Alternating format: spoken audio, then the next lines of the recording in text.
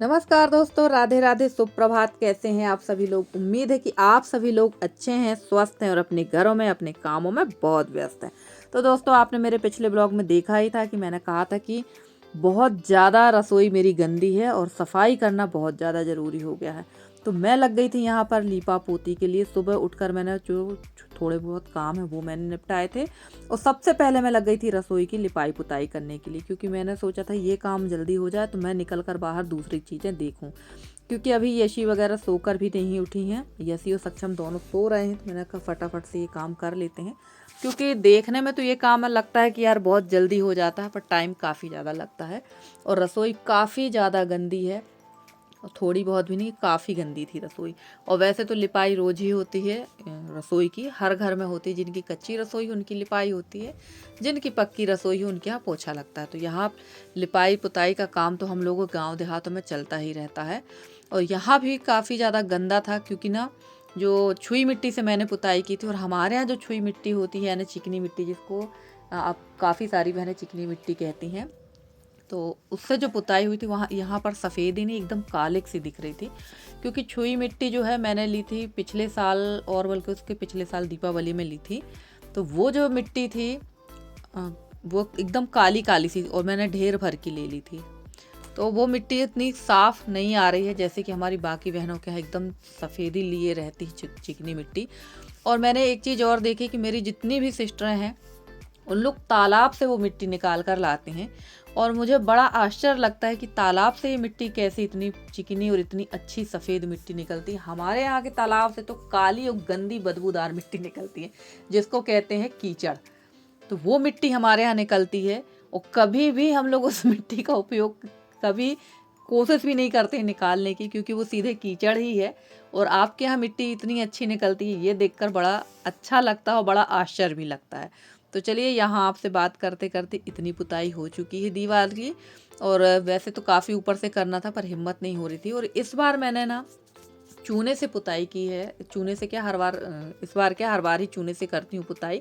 तो चूने से पुताई करने की वजह से ना मेरे हाथों में पता नहीं क्यों इस बार जलन हो रही थी। और ये चूने से ही मैं पुताई करती हूँ हमेशा, और इसमें थोड़ी बहुत चिकनी मिट्टी मिला लेती थी, पर इस बार मैंने बिल्कुल भी नहीं मिलाई। आप लोग को अलग ही दिख रहा होगा, काला काला सा, जहाँ जहाँ वाइट है और हल्का सा जहाँ चिकनी मिट्टी मैंने पोती थी वहाँ पर एकदम काले सी है। तो पता नहीं क्यों इस बार ये चूना मेरे हाथों में जलन हो कर रहा था, जबकि ये चूना दीपावली के समय मैंने बुझा कर रख लिया था। यानी इस चूने को मैंने दीपावली के समय ही पका कर रख लिया था, पर पता नहीं क्यों हाथों में बहुत ज़्यादा जलन हो रही थी। चलिए कोई बात नहीं, काम तो हमें करना ही था और थकान भी होने लगी थी। तो थक कर मैं बैठ जाती हूँ थोड़ी देर, उसके बाद फिर से शुरू हो जाती हूँ। और फ्रेंड्स, मेरे वीडियो में एक कमेंट आया है, वो नाम मुझे दिख नहीं रहा है, क्योंकि काफ़ी सारी सिस्टर लोग कमेंट करती हैं कि आप हमारा नाम लीजिए, हमारे बारे में बोलिए। पर प्लीज़ आप लोग से एक रिक्वेस्ट है कि आप लोग कमेंट करती हैं तो प्लीज़ अपना नाम बताया करिए, क्योंकि कई बार ऐसा होता है ना कि मेल आईडी में UAE इस टाइप का कुछ लिख कर आ जाता है। काफ़ी लोगों की मेल आईडी में नाम आता ही नहीं है। तो एक सिस्टर जी ने कमेंट करके भेजा है कि दीदी, आप पंजाबियों को पसंद नहीं करती हैं क्या? आपको पंजाबी लोग पसंद नहीं हैं क्या? तो बिल्कुल गलत बात है सिस्टर जी, ऐसा बिल्कुल नहीं है कि पंजाबी लोग हमको पसंद नहीं हैं। पंजाबी लोग हमें बहुत पसंद हैं। और सच कहा जाए तो अगर शरीर से आत्मा को निकाल दिया जाए तो शरीर किसी काम का नहीं होता। वैसे ही हम हैं और पंजाबी हैं। हम शरीर हैं तो आप हमारी आत्मा हैं। आपको तो अपने आप से हम लोग अलग करने की सोच भी नहीं सकते। तो बिल्कुल आज के बाद कभी भी ऐसी बात मत करिएगा। और सच कहूँ तो मेरा तो बहुत विशेष लगाव है पंजाबियों से, क्योंकि भाई आप लोग ही हैं जो कहना चाहिए, मैं क्या शब्द बोलूँ मुझे कुछ समझ में नहीं आ रहा है, क्योंकि अगर मैं कुछ बोलती हूँ तो हो सकता है विवाद का कारण ही बन जाए। पर आप ऐसा बिल्कुल मत सोचिए कि पंजाबी लोग को मैं पसंद नहीं करती। मैं क्या, मुझे लगता पूरे हिंदुस्तान में ऐसा कोई व्यक्ति नहीं होगा जो पंजाबियों को पसंद नहीं करता हो। तो मैंने एक बहुत बड़ी बात बोली है आपको कि हम अगर शरीर है तो आप हमारी आत्मा है। और आत्मा जो है बिना शरीर के नहीं रह सकती, और शरीर जो है बिना आत्मा के नहीं चल सकता। तो दोनों हम लोग जो हैं एक दूसरे के पूरक हैं। और आप लोग जो है अपने कर्तव्य के प्रति बहुत निष्ठावान होते हैं, बहुत सच्चे होते हैं। तो भैया आप लोग हमें बहुत ज़्यादा प्रिय हैं। तो चलिए, यहाँ पर लिपाई भी होती जा रही थी और आप लोगों से बातें भी होती जा रही थी। तो यहाँ मैंने डाल दिया था गोबर और लाल मिट्टी, तो गोबर और लाल मिट्टी की लिपाई कर रही थी मैं। और एक और हमारी प्यारी सी सिस्टर जी हैं, उनका नाम है पिंकी सिंह। तो ये भी मुझसे बोल रही थी, दीदी मैं आपके ब्लॉग देखती हूँ और मुझे आपके ब्लॉग बहुत पसंद है, और मैं तो आपके पुराने ब्लॉग रोज़ 3 या 4 ज़रूर देखती हूँ और मुझे बहुत अच्छे लगते हैं। तो बहुत बहुत सिस्टर, बहुत बहुत धन्यवाद सिस्टर जी कि आप हमारे रोज़ ब्लॉग देखती हैं और आप हमारे ब्लॉग को इतना पसंद करती हैं। तो आप सभी लोगों की वजह से ही आज हम यहाँ तक हैं, और उम्मीद यही है कि आगे भी आप लोग इसी तरह का सहयोग हमारे साथ करेंगे तो हम आगे भी ज़रूर बढ़ेंगे। तो चलिए, आप लोगों से बात भी होती जा रही हो, यहाँ लिपाई भी करती जा रही थी मैं। और आप लोगों से मैंने फिर से मैं रिक्वेस्ट करना चाहती हूँ कि आप लोग ना अपना नाम ज़रूर लिख दिया करिए, क्योंकि ना नाम नहीं लिखते हैं, जिसकी वजह से ना मुझे बहुत ज़्यादा दिक्कत होती है। और एक और सिस्टर जी ने बोला था कि दीदी प्लीज़ एक बार आप मेरा नाम ज़रूर लेना। अब इन्होंने नाम ही नहीं लिखा, शायद इनका नाम सिखा है या जो भी है, समझ में नहीं आ रहा है। तो प्लीज़ यही चीज़ मैं आप लोग से कह रही हूँ कि एक आप लोग नाम ज़रूर लिखा करिए। और यहाँ पर लिपाई में बड़े ज़ोरों से कर रही थी, एकदम कच्चे फ़र्श को घिस घिस के, क्योंकि ना अगर थोड़ा सा घिस कर लिपाई कर दो तो 2-4 दिन चलता है, उसके बाद फिर से लिपाई तो वैसे भी करना पड़ती है, क्योंकि जहाँ ज़्यादा चलना फिरना होता वहाँ लिपाई तो करना ही पड़ती है। तो चलिए, यहाँ पर हमारी लिपाई भी हो रही थी। और इस समय हमारी काफ़ी सारी सिस्टरें शायद ब्लॉग से गायब है, या शादी ब्याह चौक में व्यस्त है, या फिर वो हमसे नाराज़ है। जैसे हमारी किरण दीदी का लगभग 8 दिन से पता जाता ही नहीं है कि हमारी किरण दीदी कहाँ है, उनकी तबीयत ख़राब है, क्या है, कुछ भी पता नहीं। रागनी जी भी हमारी गायब हैं, बिल्कुल गायब ही हो गई हैं जब से वो बुआ बनी हैं। उनको बधाई कह दिए हैं भाई, वो हमारे ब्लॉग से ही गायब हो गई हैं। अभी नए बुआ है, बहुत ज़्यादा व्यस्त हैं भतीजी पे। और बाकी हमारी राजेश्वरी दीदी भी पता नहीं चल रहा कहाँ है, रश्मि दीदी का भी पता नहीं चल रहा है, और चंद्रिका दीदी का भी पता नहीं चल रहा। तो सारी सिस्टरें कहाँ चली गई हैं भाई, आप लोग के बगैर ब्लॉग बिल्कुल अधूरे हैं। और हमारी एक और प्यारी सी बहन है, उनका नाम है कल्पना जी, उनका भी पता नहीं चल रहा, उनका भी कमेंट आ नहीं रहे हैं। तो कल्पना बहन, आपकी शादी वादी हो रही है क्या कि आप बिल्कुल इस समय ब्लॉग में कोई भी कमेंट नहीं कर रही हैं? और सिर्फ कमेंट हमारे सबसे प्यारी बहन है, वो है संध्या सोनी जी, उनका कमेंट हमारे पास रेगुलर आता है, तो वो हमें कमेंट कर रही हैं। और एक और हमारी सिस्टर है रामबती जी, तो उनका भी कमेंट नहीं आ रहा है, क्योंकि ये हमारे सबसे पुराने सब्सक्राइबर हैं, और जब इन लोग कमेंट नहीं करते ना तो कुछ सूना सूना सा लगता है। और हमारी एक प्यारी सी सिस्टर है सोफिया बहन, वो तो पता नहीं कहाँ गायब हो गई हैं। और प्रतिभा दीदी का भी कोई कमेंट नहीं आ रहा है। तो चलिए, सारी दीदियों को मैंने याद कर लिया है, और ऐसा नहीं मैं और भी बहनों को याद करती हूँ कि मैं आप लोग को याद नहीं करती। मैं सभी को बहुत ज़्यादा मिस करती हूँ, क्योंकि आप लोग ही हैं जो मुझे यहाँ तक मुझे यहाँ तक पहुँचाया है, और आगे भी पहुँचाएंगे। तो देख लीजिए भैया, चूल्हा भी मैंने यहाँ लिपाई पुताई कर दी है। और एक सिस्टर जी ने कहा था कि आप चूल्हे की पुताई जो है चूने से क्यों करती हैं, गोबर लाल मिट्टी से किया करिए। तो हर कोई की पसंद अलग अलग होती, कोई कहता है यार चूने से पुताई करो, कोई कहता है गोबर लाल मिट्टी से करो। वैसे चूल्हे की पुताई हमेशा चूने से ही की जाती थी। और सारे काम करने के बाद, काम तो काफ़ी ज़्यादा था, और उसके बाद मैं पहुंच गई हूँ अपने बड़े ससुर जी के यहाँ, जिनको आप हमेशा मेरे ब्लॉग में देखते हैं। तो मैं उनके घर पहुंच गई हूँ, और यहाँ सारी देवरानी जेठानी इकट्ठी हो गई हैं, क्योंकि यहाँ पर बन रहा है व्रत बंध के लिए जो पकवान बनाए जाते हैं, वो सारे पकवान बन रहे हैं। तो हम लोग सब लगे हुए हैं अपने अपने कामों में, क्योंकि इसमें काफ़ी सारी चीज़ें बनाई जाती हैं। तो सबसे ज़्यादा मेहनत का काम तो मुझे ही दे दिया गया है, आटा गूँथने का, यानी मैदा गूँथने का।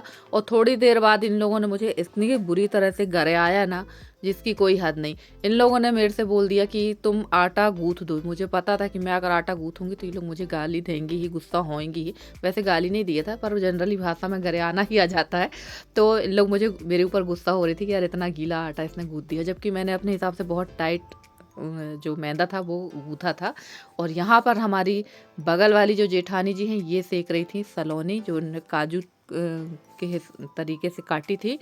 और यहाँ पर ये सेकेंगे, इसके बाद इसको बनाएंगे हम लोग, शक्कर में पागेंगे। तो हमारे यहाँ जब जनेऊ संस्कार होता है ना, तो ये सारे पकवान बनते हो, ये सारी चीज़ें साथ साथ के अकॉर्डिंग बनाई जाती हैं, और इसको एक बांस की टोकनी में, बांस के बर्तन पे रखा जाता है, और बहुत अच्छी तरह से इसको सजाया जाता है। तो ये देखिए, ये सारी चीज़ें बन रही हैं, अलग अलग चीज़ें।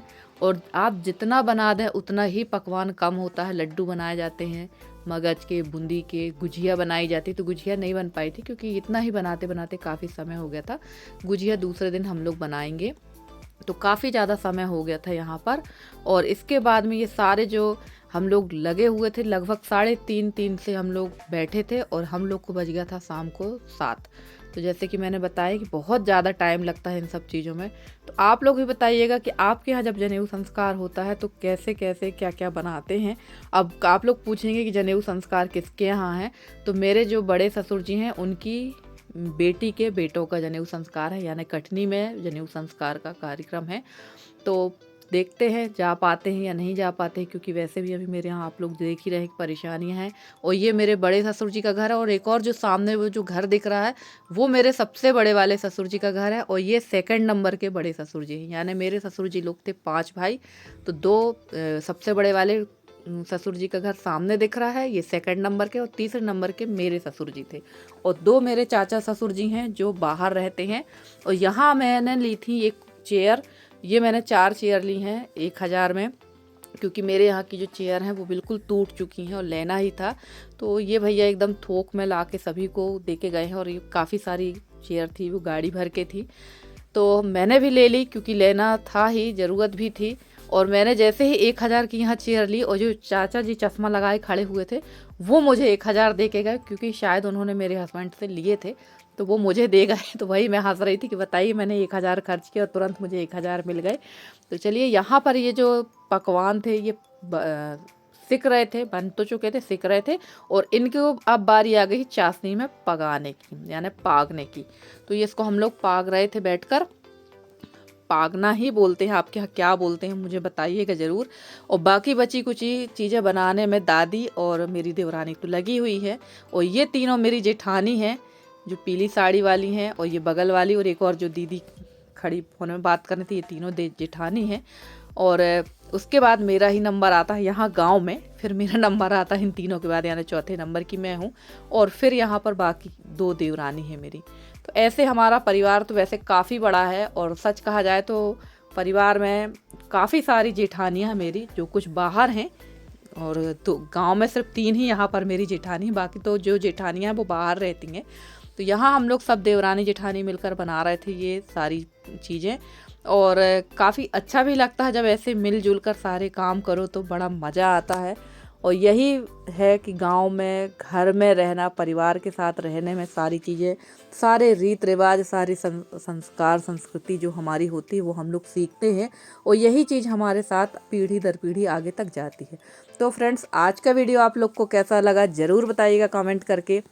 अगर आज का वीडियो अच्छा लगा तो प्लीज़ वीडियो को लाइक ज़रूर करिएगा। चैनल पे नए हैं तो चैनल को सब्सक्राइब करके अपना प्यारा सा सहयोग और स्नेह हमारे साथ बनाए रखिए, ताकि हम भी थोड़ा सा आगे बढ़ सकें।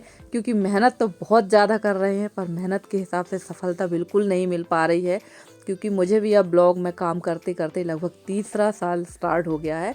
और एक सिस्टर जी ने कहा था कि दीदी ऐसा कुछ बताइए कि मैं भी आगे बढ़ सकूं, क्योंकि सफलता नहीं मिल रही है। तो मैं क्या बताऊं कि सफलता क्यों नहीं मिल रही है, मैं खुद परेशान हूं। आप लोग देखते हैं कि मैं काफ़ी मेहनत करती हूं, फिर भी उस हिसाब से सफलता नहीं मिली जितना मुझे मिल जाना चाहिए थी। तो चलिए, कोई बात नहीं, जिसके भाग में जितना रहता उतना ही मिलता है। और यहाँ ये जो सलोनी बनाई थी, जिसको शक्कर पारे कहते हैं, वो सेकने के बाद उसको शक्कर के सीरे में मैंने डुबा दिया था, और ये काफ़ी अच्छी बन गई थी। सारी चीज़ें बहुत अच्छी बनी हैं। तो चलिए फ्रेंड्स, मिलते हैं अगले वीडियो में, तब तक के लिए bye bye and take care.